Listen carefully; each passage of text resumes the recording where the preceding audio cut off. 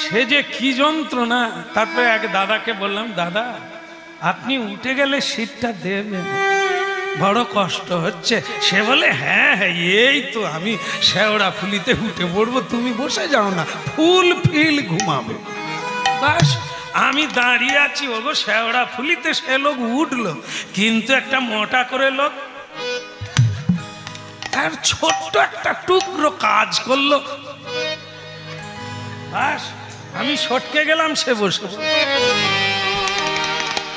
আমি দাদা আমি ওই ভদ্রলোককে বলে রেখেছি যে দাদা আমায় দেবেন, আপনি বসে বললেন।